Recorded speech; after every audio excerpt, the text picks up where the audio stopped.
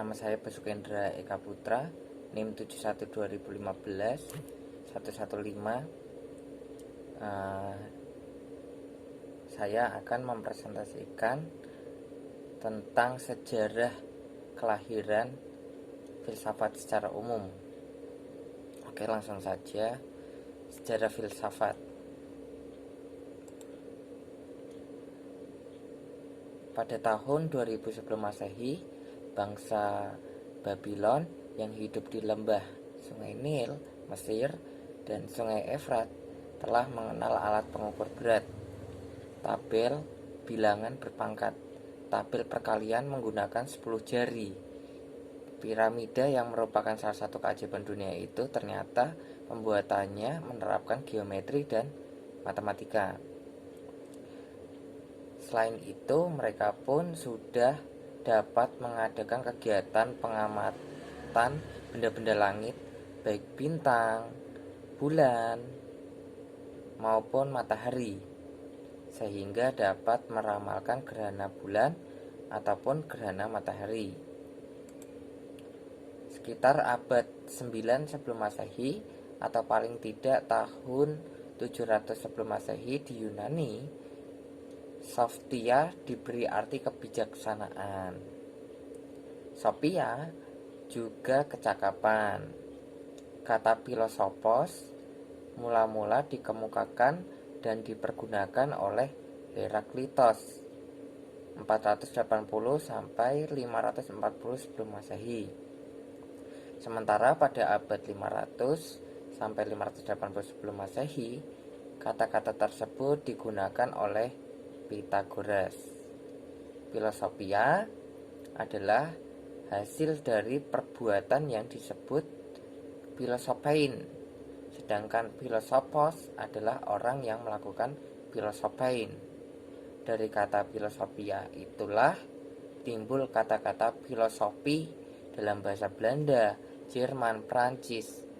Filosofi Inggris dalam bahasa Indonesia disebut falsafat.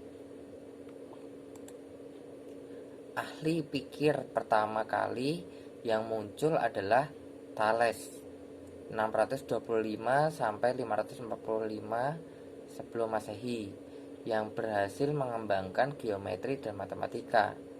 Lysippos dan Demokritos mengembangkan teori materi.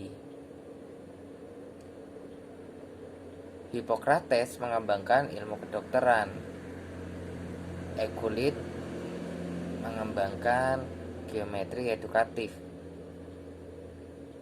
Socrates mengembangkan teori tentang moral. Plato mengembangkan teori tentang ide. Aristoteles mengembangkan teori tentang dunia dan benda serta berhasil mengumpulkan data 500 jenis binatang dalam ilmu biologi.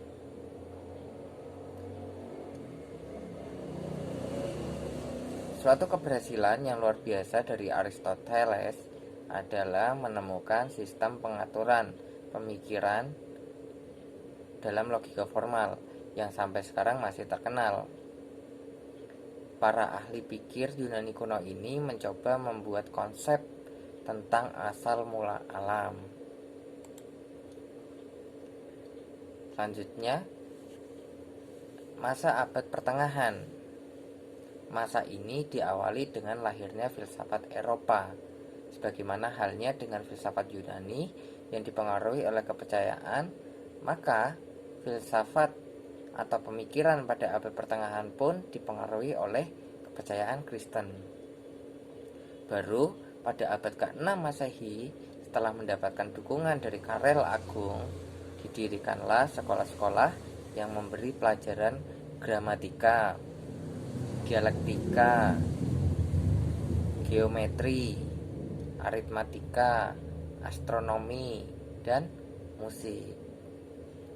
Keadaan tersebut akan mendorong perkembangan pemikiran filsafat pada abad ke-13 yang ditandai berdirinya universitas-universitas dan ordo-ordo. Dalam ordo inilah mereka mengabadikan dirinya untuk kemajuan ilmu dan agama, seperti Anselmus 1033 sampai 1109, Abelardus 1079 sampai 1143, dan Thomas Aquinas 1225 sampai 1274. Di kalangan para ahli pikir Islam periode filsafat skolastik Islam muncul Al-Kindi, Al-Farabi, Ibnu Sina, Al-Ghazali, Ibnu Bajjah, Ibnu Tufail, dan Ibnu Rushd.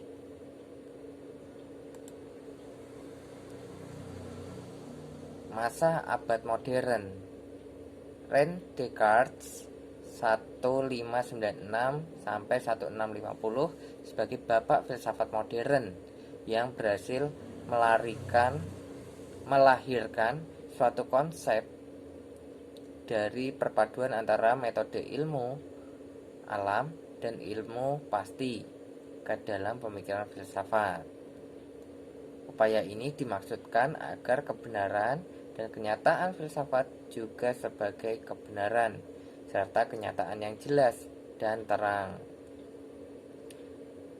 Pada abad ke-18, perkembangan pemikiran filsafat mengarah pada filsafat ilmu pengetahuan. Masa abad dewasa ini dan manfaat belajar filsafat. Filsafat dewasa ini atau filsafat abad ke-20 juga disebut filsafat kontemporer, yang merupakan ciri khas pemikiran filsafat adalah desentralisasi manusia, karena pemikiran filsafat abad ke-20 ini memberikan perhatian yang khusus pada bidang bahasa dan etika sosial. Belajar filsafat pada umumnya menjadikan manusia lebih bijaksana.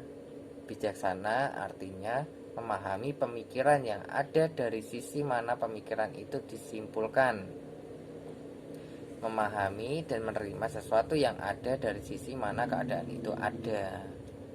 Sekian presentasi dari saya.